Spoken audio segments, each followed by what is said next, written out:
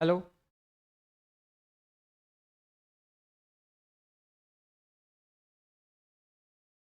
Hello hello hello.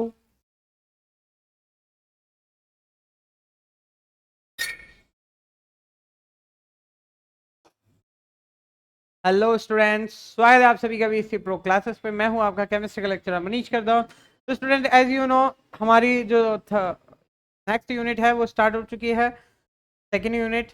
और उसी में ही आगे चलते हैं। वह भी देवाद सिंगल आ गया है। Very good. ओके। सो बिना टाइम वेस्ट करे हम कंटिन्यू करते हैं अपनी क्लास को।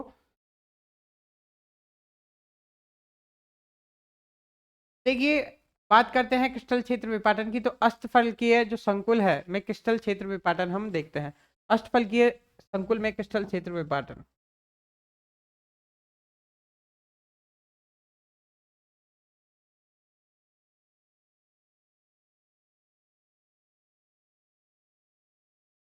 अष्टफलकीय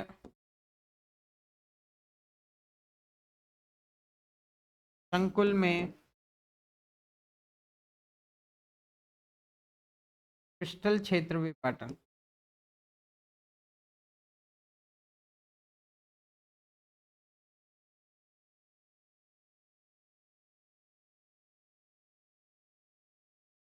क्रिस्टल फील्ड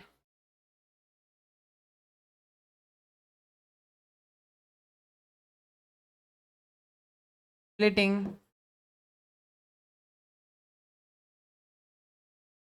इन ऑक्टाहेड्रल कॉम्प्लेक्स।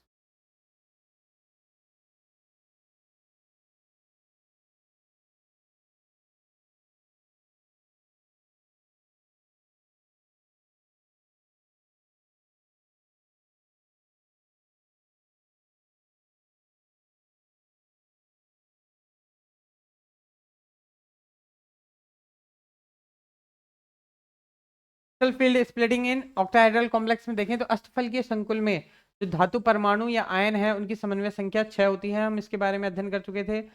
ओके। और बात करें, आगे चलते हैं। तो पांचों डी कक्षक जो होते हैं, पांचों जो डी कक्षक होते हैं, जैसे इनकी संरचना हम बना लेते हैं आपके लिए। इस प्रकार से जो इनकी संरचना है वो होती है। तो इनकी संरचना कुछ इस प्रकार से होती है, देखिए।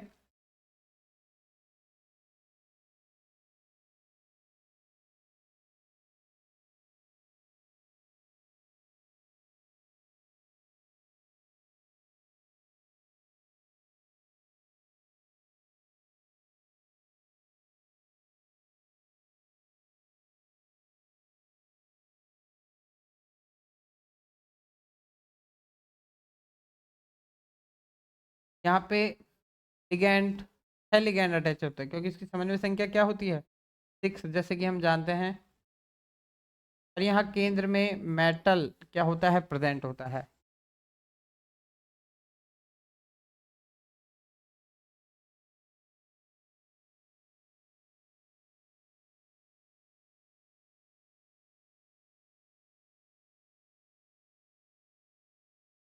इस प्रकार से जो संरचना है वो निर्मित होती है।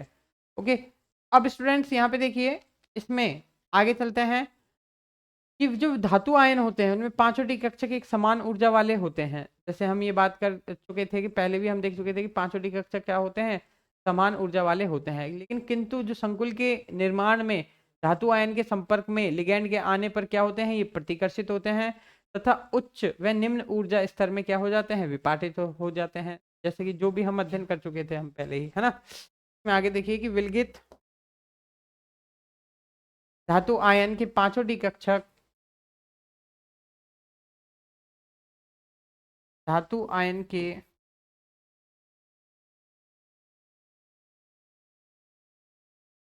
5 डी कक्षक, बात करें पांचों D कक्षक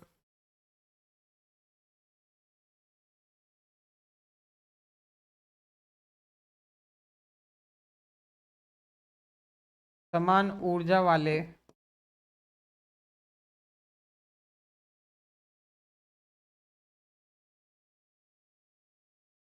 all 5 orbitals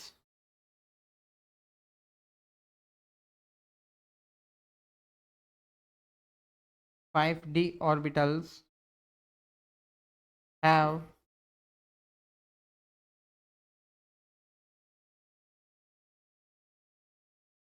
same energy।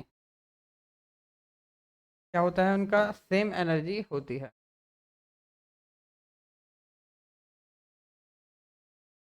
Okay. अब बात करें किंतु संकुल के निर्माण में ये जो धातु आयन होते हैं, धातु आयन क्या होते हैं संकुल के निर्माण में? जब धातु आयन इसके पास में आते हैं लिगेंड के, तो ये क्या होते हैं? प्रतिकर्षित होते हैं।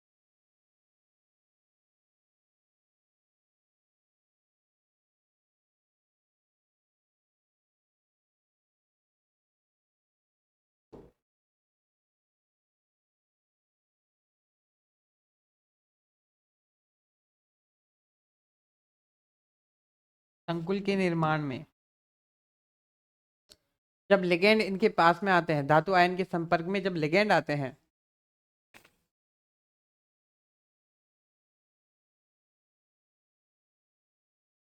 आयन के संपर्क में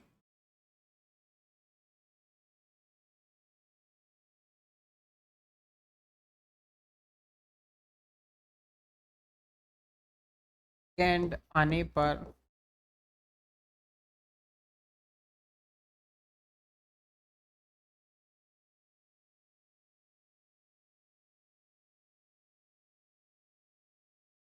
क्या होते हैं? प्रतिकर्षित होते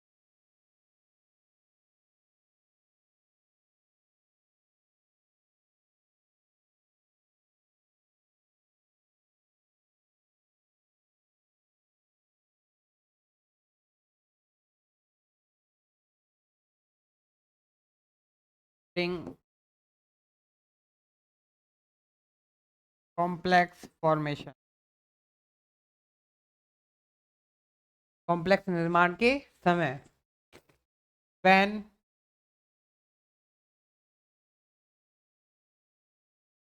metals ion near ligand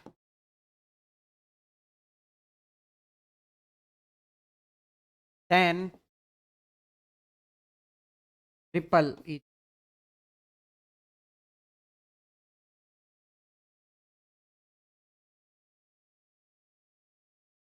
तब वो क्या होते हैं? रिपल ईच अदर मीन्स एक दूसरे से प्रतिकर्षित होते हैं, और प्रति बात करें तथा उच्च व निम्न ऊर्जा स्तरों में विपाटित हो जाते हैं।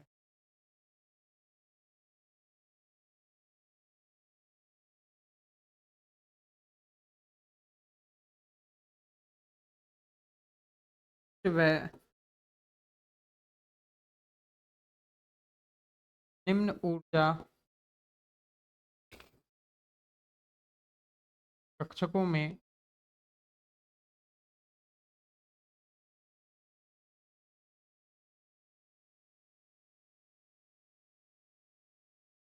विपाटित हो जाते हैं।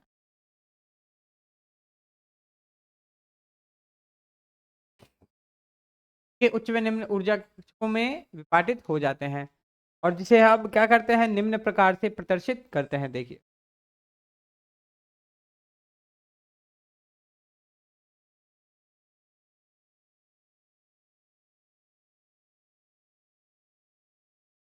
they separate to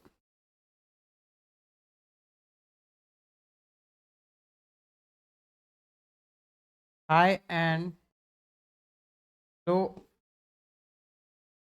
energy orbital।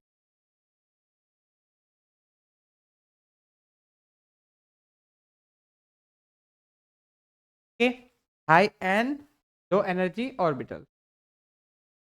देखिए किस प्रकार से ये जो संरचना है उसका निर्माण होता है, कि एक जानकारी अपन ले लेते हैं। देखिए किस प्रकार से पांचों डी ऑर्बिटल है, किस प्रकार से ये विपाटित हो जाते हैं, ये सब अध्ययन हम यहाँ पे करते हैं।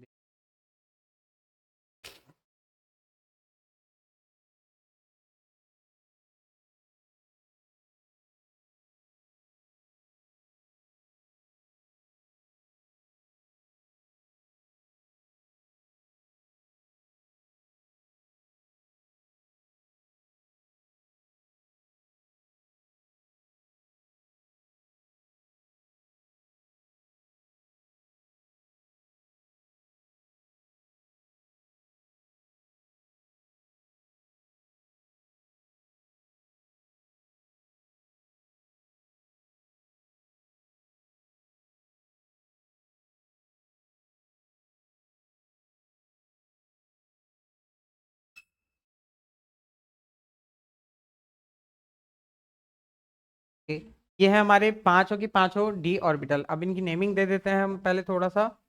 ये देखिए पहला जो ऑर्बिटल है ये है माना हमारा है डी एक्स वाई, है डी वाई जेड, है डी जेड एक्स। ओके, ये है D X square minus Y square, और ये है हमारा लास्ट डी जेड स्क्वायर। ये पांचों डी ऑर्बिटल हमारे। अब हम इनको कर देंगे दो भागों में विभाजित, दो भागों में इनको बांट देंगे अष्टफल किया में। देखिए किस प्रकार से ये विभाजित होंगे।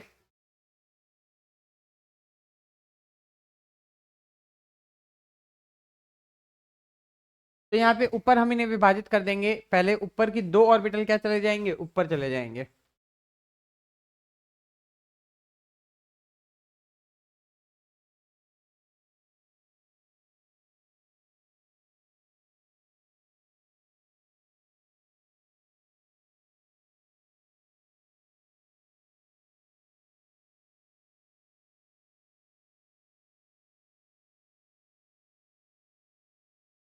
इस प्रकार, और बाद बाकी के जो तीन ऑर्बिटल हैं वो नीचे आ जाएंगे।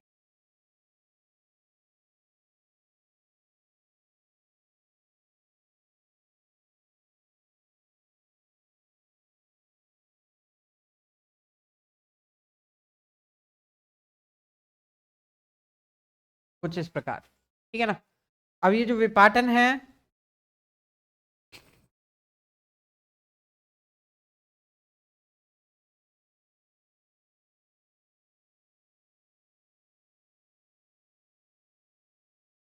प्रकार से दो भागों में होगा। और ये जो ऊपर की तरफ ऑर्बिटल दो भागों में जो विभाजित हुए हैं, ये है हमारे D X square minus Y square और डी जेड स्क्वायर वाले ऑर्बिटल, है ना। और नीचे जो ऑर्बिटल है वो है हमारे D X Y, D Y Z और डी जेड एक्स ऑर्बिटल। और एक और चीज ध्यान से सुनिए, ये जो ऊपर वाले कक्षक के जो ऑर्बिटल हैं इन्हें कहते हैं हम ईजी कक्षक। क्या कहते हैं, ईजी कक्षक। ये है मेन चीज इनको याद करने की, क्या कहते हैं इन्हें, easy कक्षक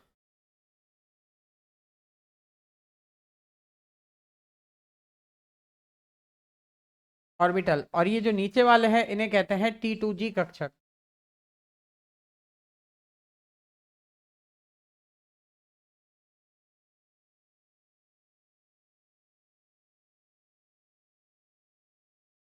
T two G orbital. Okay, अब इसकी एनर्जी डिफरेंस देखें तो इनमें अराउंड जो एनर्जी है, टोटल एनर्जी वो होती है पूरी। देखिए अब इसको मध्य में से कुछ इस प्रकार से हम विभाजित कर देते हैं।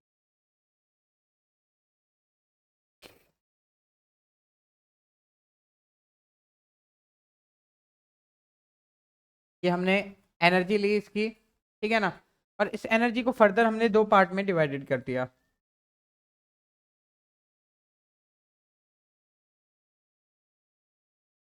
ये जो एनर्जी ऊपर की तरफ जाती है,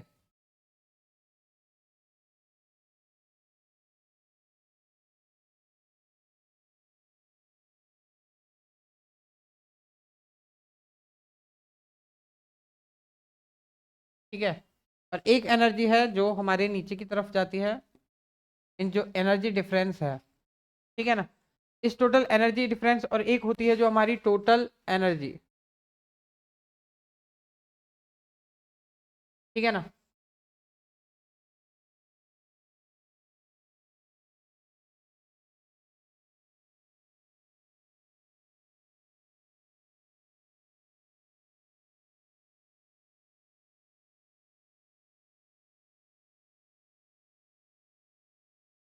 इस प्रकार, अब यहाँ पे जो टोटल एनर्जी है, एनर्जी से हम देखते हैं, एनर्जी यहाँ पे देखें तो ये होती है यहाँ से जो सामान्य एनर्जी से ऊपर तक की एनर्जी, ठीक है ना, ये होती है +0.6, या बात करें इसे 0.6 हम कहते हैं। और नीचे वाली है इसे हम कहेंगे 0.4 एनर्जी होती है, ठीक है ना। और ये हमारी नीचे वाली एनर्जी ये तो प्लस में है और ये होती है माइनस में। और टोटल एनर्जी बात करें जिसे हम कहते हैं डेल, डेल नॉट से हम इसे क्या करते हैं, डिनोट करते हैं। ओके, जो कि जिसकी वैल्यू बात कर रहे हैं, तो जिसकी वैल्यू होती है 10 DQ। ज़्यादातर बुक्स में आपको ये भी देखने को मिलेगा, है ना। T2G कक्षा की ये हमने इनका कर दिया डिवाइडेशन। तो इस प्रकार से जो प्रतिकर्षित हुए ये जो डी कक्षक है, जब लिगैंड और धातु आयन के संपर्क में आए तो ये दो भागों में विभाजित हो गए, एक तो ईजी कक्षक और एक T2G कक्षक।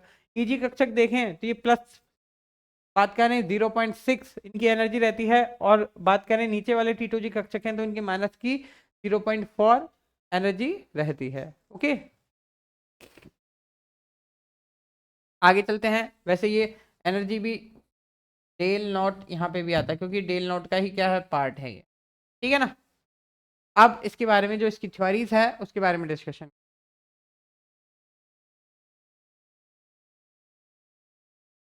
ये देखिए, आगे चलते हैं। यहाँ पे बात करें dx² -y² व dz² कक्षक अक्षों के क्या है, ऊपर स्थित होने से लिगैंड के मार्ग में आते हैं, तथा ये लिगैंड द्वारा अधिक प्रतिकर्षित होने के कारण क्या चले गए, उच्च ऊर्जा स्तर पर स्थानांतरित हो जाते हैं, अतः इन्हें ईजी कक्षक कहते हैं।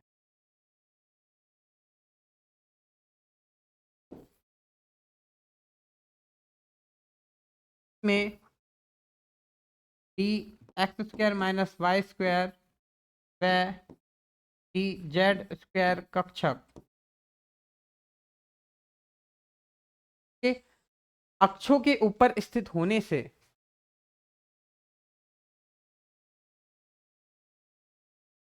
के पर स्थित होने से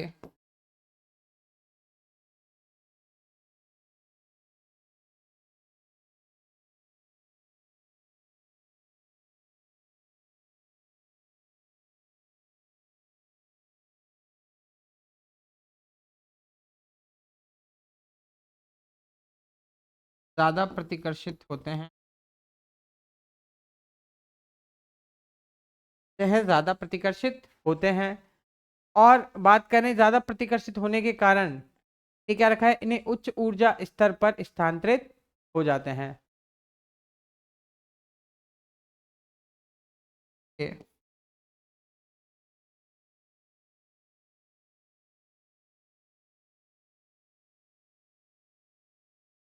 ऊर्जा स्तर पर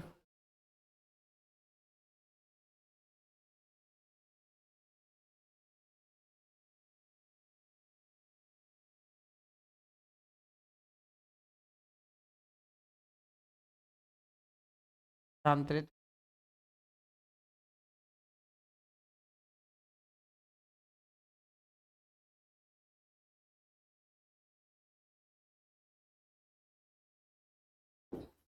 in this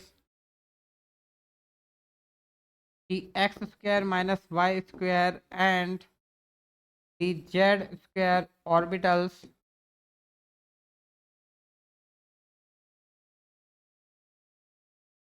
are held above axis, are held above axis. Due to this,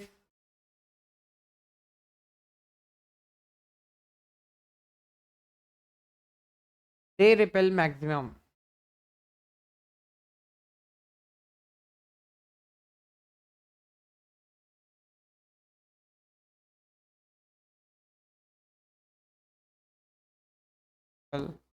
Maximum. They repel maximum. ये ज्यादा से ज्यादा क्या होते हैं, प्रतिकर्षित होते हैं। ओके, और आगे देखें तो ये किसमें, उच्च ऊर्जा स्तर पर स्थानांतरित या क्या होते हैं, इसलिए यह उच्च ऊर्जा स्तर पर स्थानांतरित हो जाता है।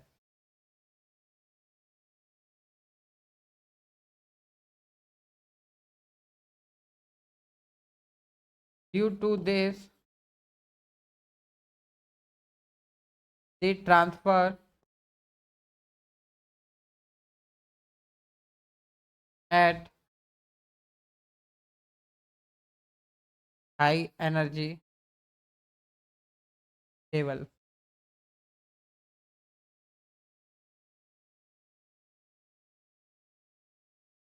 This transfer at high energy level.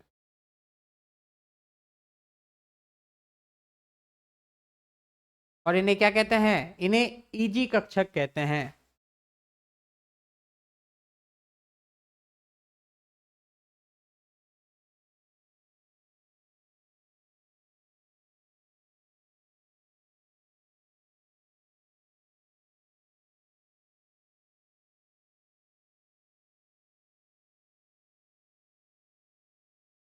Is called easy orbital.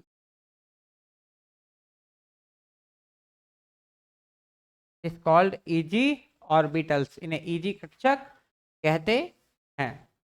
Okay. और जबकि और 3 कक्षकों की बात करें आगे वाले,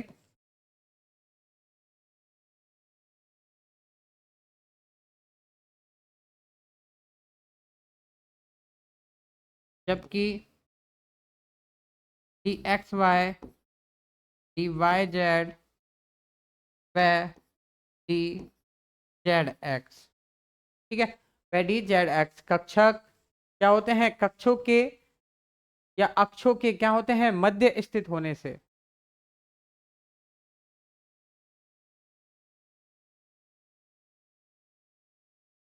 कक्षक अक्षों के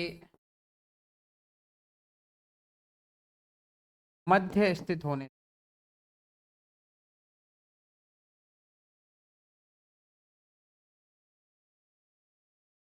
मध्य स्थित होने से क्या होता है? इन पे लिगेंड ज्यादा प्रतिकर्षित नहीं होते हैं, से कम प्रतिकर्षित होने के कारण इनकी ऊर्जा क्या हो जाती है? कम हो जाती है। तो ये निम्न ऊर्जा स्तर पे चले जाते हैं तथा इन्हें ईजी या बात करें, इन्हें T2G कक्षक कहते हैं। क्या कहते हैं इन्हें? T2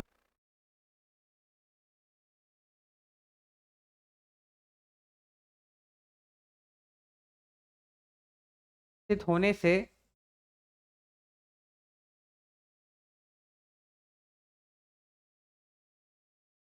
इनमें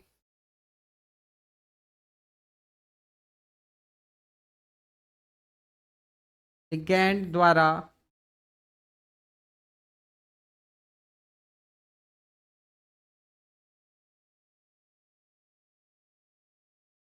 प्रतिकर्षण कम होता है। लिगैंड द्वारा प्रतिकर्षण क्या होगा? कम होता है, जिससे इनकी ऊर्जा घट जाती है। या फिर बात करें जिससे यह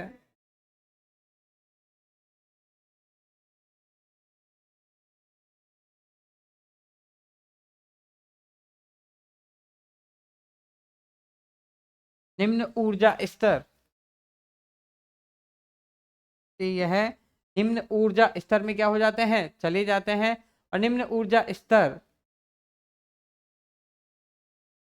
पर आते हैं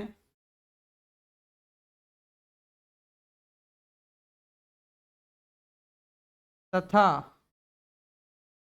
इन्हें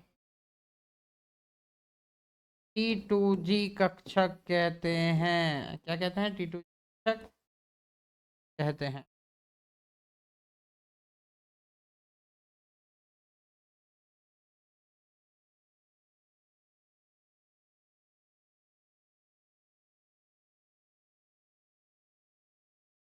although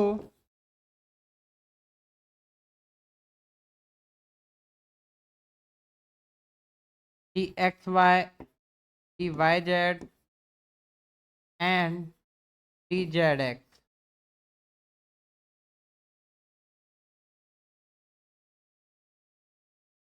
are orbitals are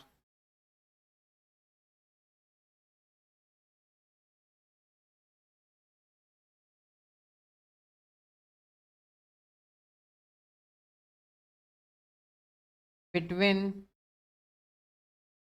the axis। क्या होते हैं? ये अक्षों के मध्य स्थित होते हैं। Due to this repulsion is less, this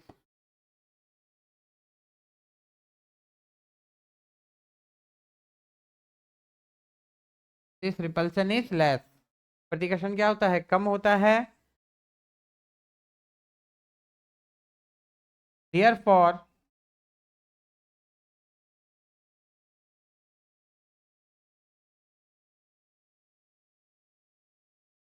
they move at low energy level.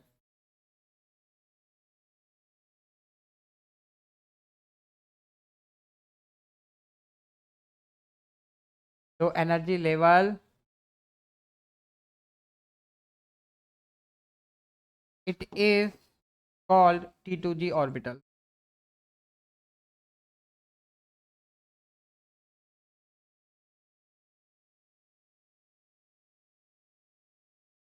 It's called T2G orbitals. Okay, आगे चलें।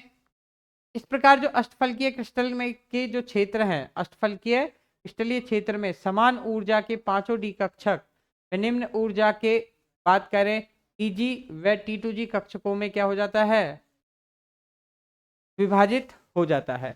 ठीक है, अब बात करें क्रिस्टल क्षेत्र क्या कहते हैं, विपाटन कहते हैं। देखिए प्रकार अष्टफलकीय क्षेत्र,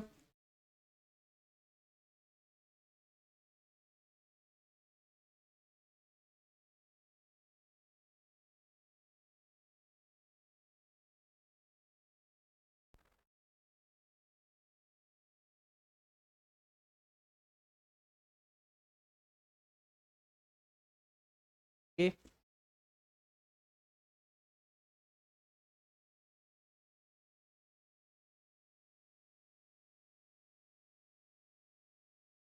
प्रकार अष्टफलकीय क्षेत्र,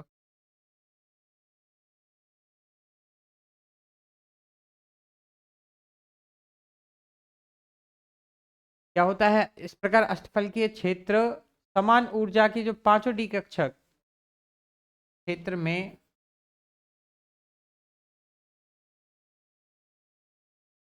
समान ऊर्जा के पांचों डी कक्षक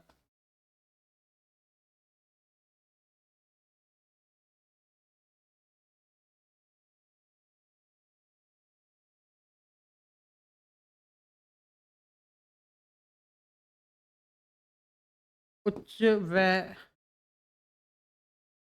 निम्न ऊर्जा के ईजी व T2G कक्षकों में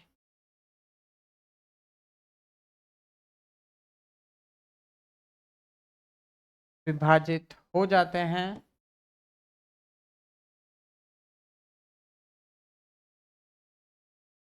कक्षकों में क्या हो जाते हैं, विभाजित हो जाते हैं। अब जो कक्षकों में विभाजित हुए हैं, इन कक्षकों में विभाजित होने से देखो क्या हुआ है, विभाजित होने से इसे क्या कहते हैं, क्रिस्टल क्षेत्र विपाटन कहते हैं। इसे क्रिस्टल क्षेत्र विपाटन कहते हैं।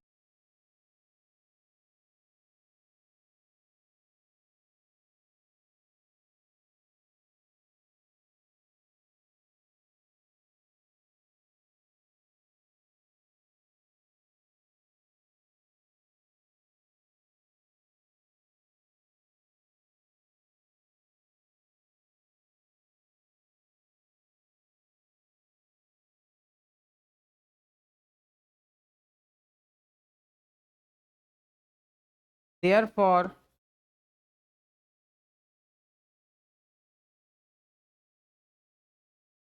five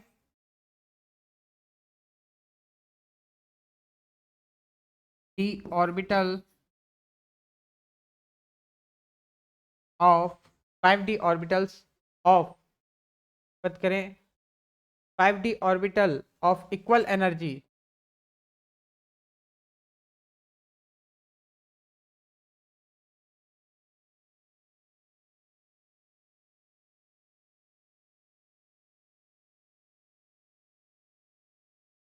in octahedral field,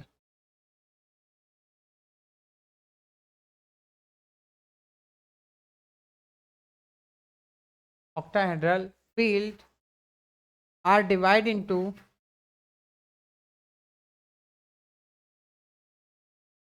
are separate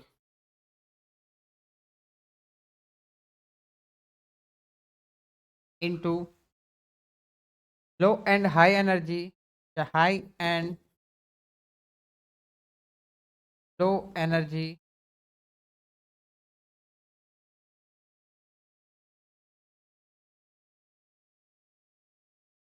EG and T2G orbitals.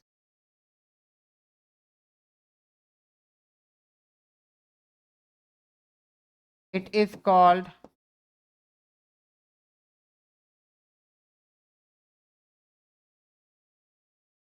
it's called crystal field splitting.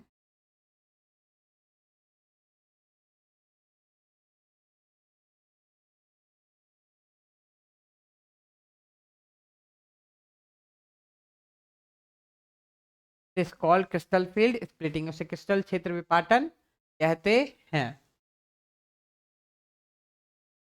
आगे देखिए, जो इस प्रकार बात करें क्रिस्टल क्षेत्र विपाटन है, इन दोनों कक्षकों के मध्य जो ऊर्जा अंतर है उसे क्रिस्टल क्षेत्र विपाटन ऊर्जा कहते हैं.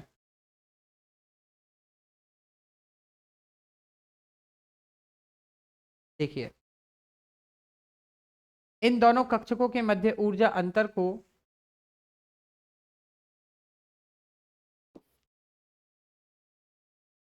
दोनों कक्षक है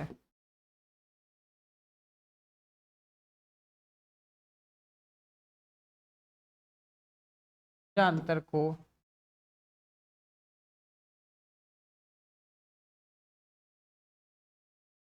क्रिस्टल क्षेत्र विपाटन ऊर्जा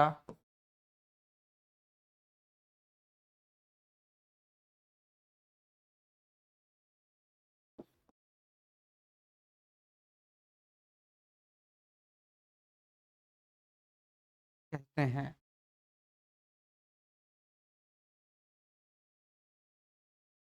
the energy difference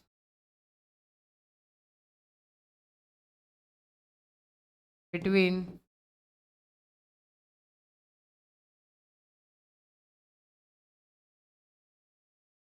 these two orbitals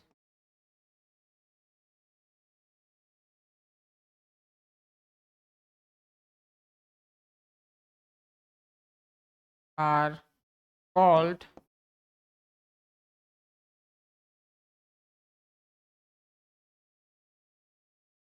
crystal field splitting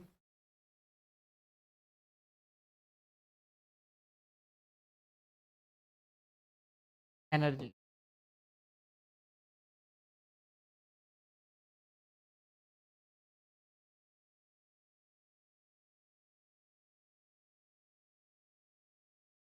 Are called crystal field splitting energy. आगे देखिए, अब ईजी कक्षक ये औसत ऊर्जा स्तर से कितना होता है, +0.6. ओके, 0.6 डेल ऊपर की ओर होता है, जबकि T2G ऊर्जा स्तर से कितना 0. माइनस का 0.4 डेल नॉट नीचे होता है. ओके, देखो मैं इसको एक डायग्राम द्वारा ही बता देता हूँ.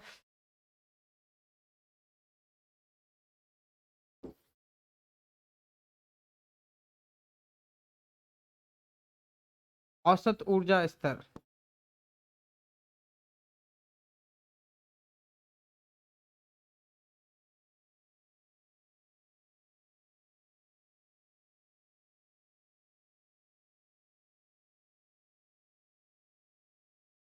Average energy level.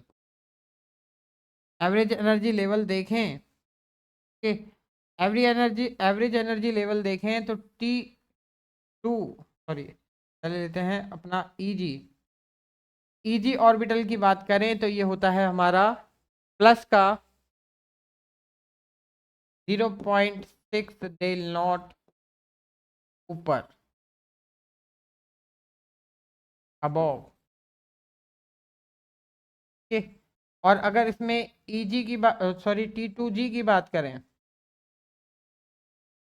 ये होता है हमारा माइनस का 0.4 डेल नॉट, कहाँ की तरफ, नीचे की ओर,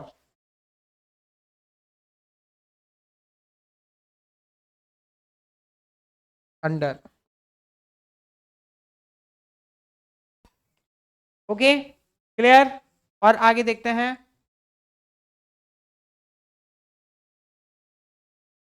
जब इलेक्ट्रॉनों का पुनर्वितरण करते हैं तो उसमें T2G कक्षक में इलेक्ट्रॉन आने पर क्या होती है, ऊर्जा उत्सर्जित होती है, जबकि EG कक्षक में जब इलेक्ट्रॉन आते हैं ऊर्जा का क्या होता है, अवशोषण होता है। देखिए,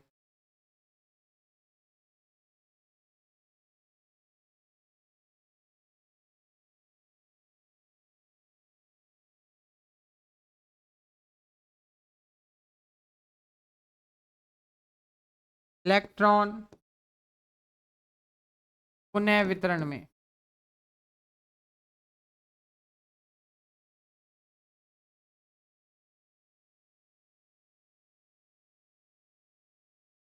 इलेक्ट्रॉन रीडिस्ट्रीब्यूशन,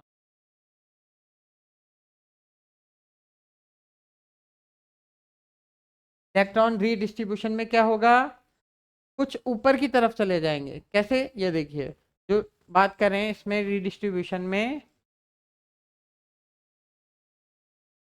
इलेक्ट्रॉन क्या होते हैं, इलेक्ट्रॉन जब आ जाते हैं तो उसमें क्या होती है, ऊर्जा उत्सर्जित होती है।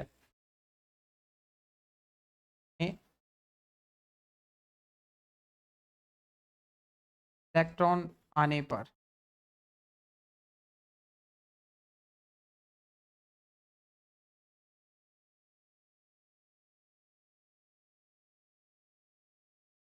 when electron coming, जब इलेक्ट्रॉन क्या हो जाते हैं, आ जाते हैं, तो उसे क्या कहते हैं, देखो, तो इलेक्ट्रॉन आ जाने पर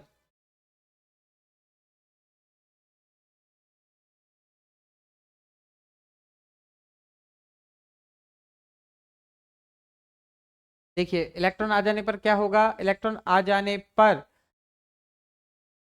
ये देखिए, जब T2G में इलेक्ट्रॉन आएंगे तो T2G में आने पर क्या होगा, ऊर्जा का क्या होगा, T2G में इलेक्ट्रॉन आने पर ऊर्जा का उत्सर्जन होता है।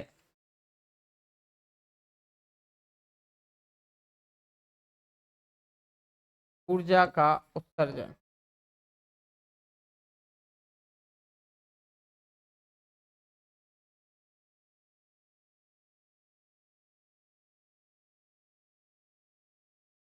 Excretion of energy. और जबकि बात करें ईजी में, क्या होता है, ऊर्जा का अवशोषण,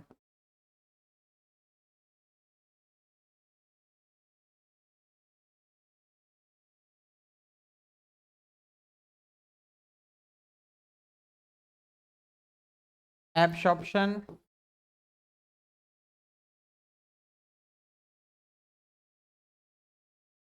of energy, absorption of energy means ऊर्जा का अवशोषण होता है। ओके, अब आगे बात करें T2G व EG के मध्य एक समान रूप से उपस्थित नहीं होने पर बात करें ऊर्जा की कुछ मात्रा क्या होती है, मुक्त होती है, जिसे क्रिस्टल बात करें क्षेत्र स्थायीकरण ऊर्जा कहते हैं।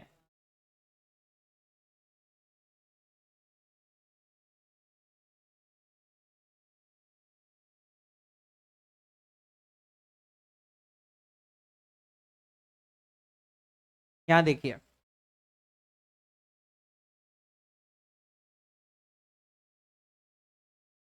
देखिए T2G व EG कक्षक में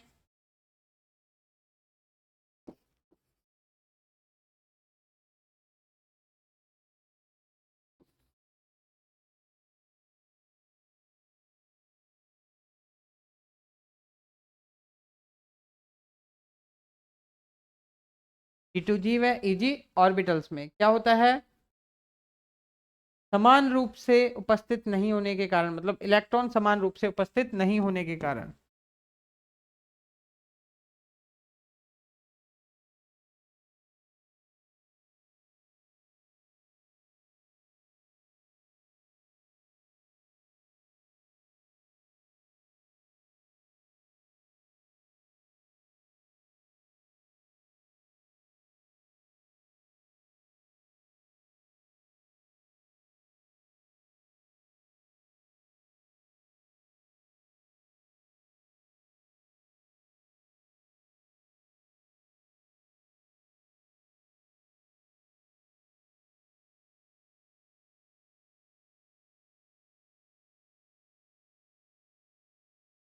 इक्वली इलेक्ट्रॉन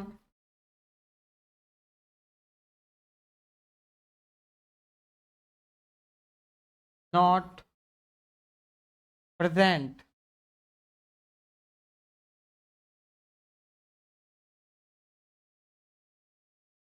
व्हेन, जब इक्वली इलेक्ट्रॉन प्रेजेंट नहीं होंगे तो क्या होगा, अमाउंट ऑफ एनर्जी एक्सक्रिएट, तो कुछ जो बात करें, कुछ एनर्जी जो होगी, अमाउंट ऑफ एनर्जी वो क्या होगी, एक्सक्रिएट होगी, मीन्स बाहर निकलेगी या मुक्त होगी।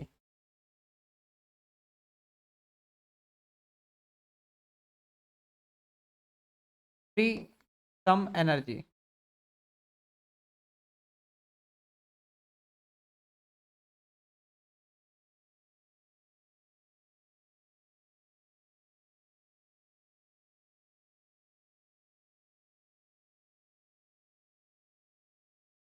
मुक्त, और उस मुक्त ऊर्जा को क्या कहते हैं, क्रिस्टल क्षेत्र स्थायीकरण ऊर्जा।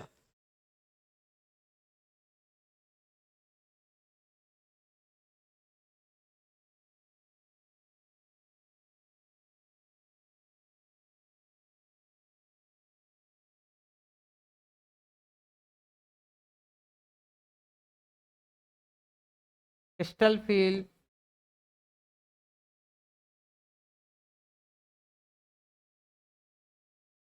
Stabilising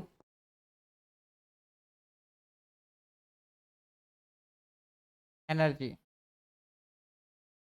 crystal field stabilising energy F S कहते हैं, क्रिस्टल फील्ड स्टेबलाइजिंग एनर्जी कहते हैं।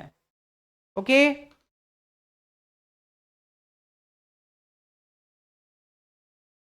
अब देखो एक और चीज बात है कि T2G व EG में हम क्या लगते हैं, इनके मतलब T2 व E के साथ G लगाते हैं। G का मतलब ये होता है कि अष्टफलकीय जो ज्यामिति है उसमें सममित केंद्र क्या होते हैं, उपस्थित होते हैं।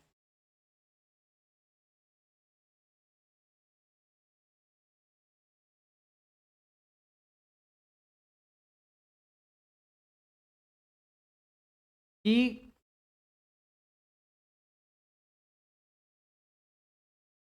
T2G व EG में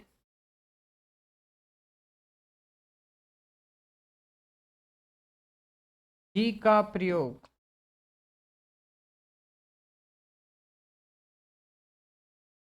सममिति केंद्र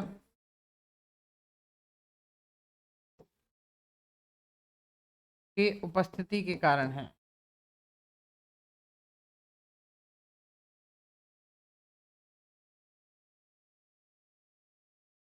कारण है।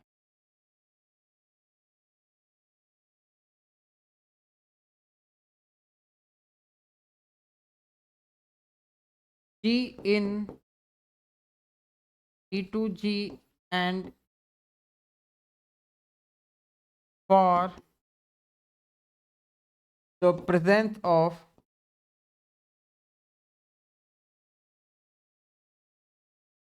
symmetrical center,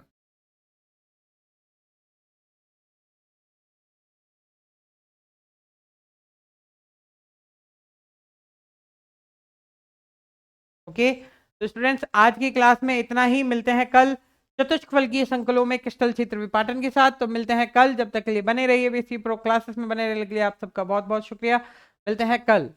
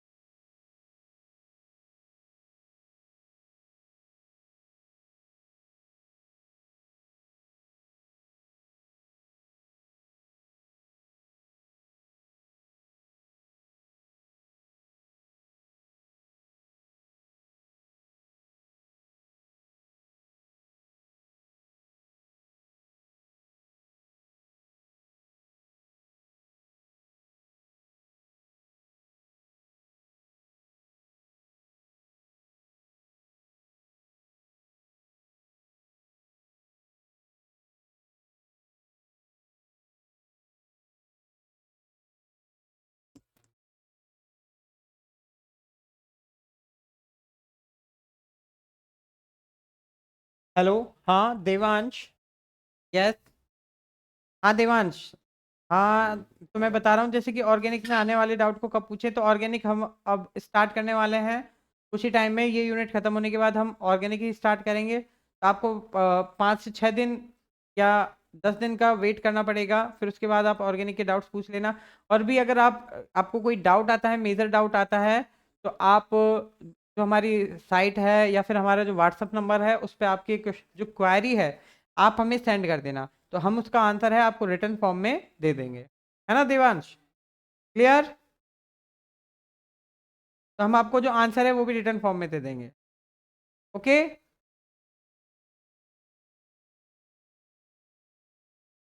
okay.